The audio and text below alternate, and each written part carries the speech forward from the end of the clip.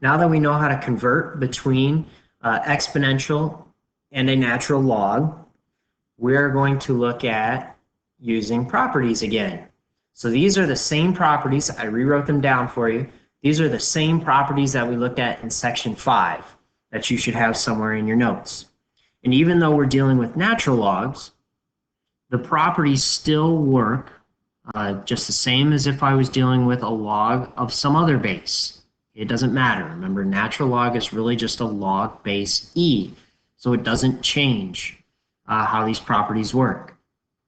Okay, so if we look at letter A, we'll do a whole bunch of these. We'll look at a few of these problems on here. So if I have letter A, which states that 3 natural log of 10 minus natural log of 8. And I'm going to deal with this first part over here on the left. 3 natural log of 10.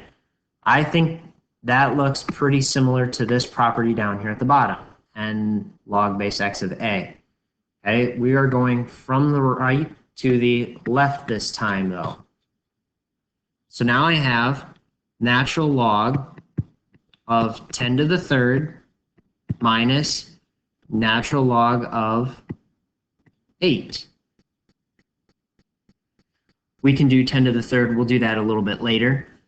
Okay, the next property that I see is I have subtraction in here. I see a subtraction in this property with 2 logs or natural logs, whatever you want to call them. If I see subtraction, then it becomes division.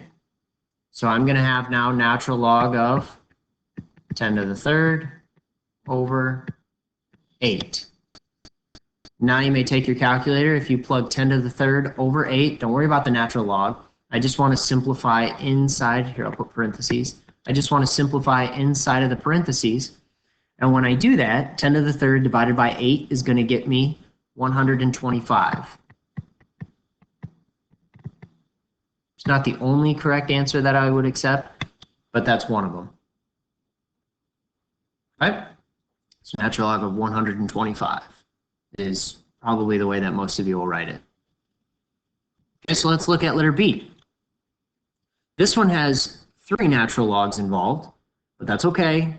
Remember, all these properties, we can have as many natural logs separated by addition, subtraction, whatever, and all these properties are going to work. I'm going to start inside first with this middle term. I see a 2 out front of the natural log.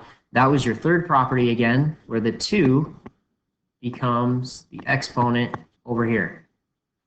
So now I have natural log of 40 plus natural log of, I'm going to put this in parentheses though, 1/2 squared plus natural log of x. Okay, and this time I'm going to simplify this. 1/2 squared is 1/4. So I'm going to rewrite that quick. Natural log of 40 plus natural log of 1/4 plus natural log of x. I see each one of these is separated by addition.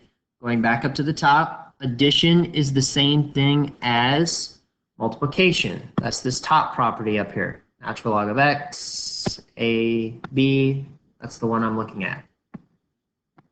Okay, so scrolling down, we can say then we have natural log, 1 natural log of 40 times 1/4 times x. And then we can simplify this. 40 times 1/4, that's really like 40 divided by 4, which is 10x. So all of this now is natural log of 10x. There's your answer. Okay, these properties, these are basically the same exact thing that we did up above. If you'd like, you can try those on your own.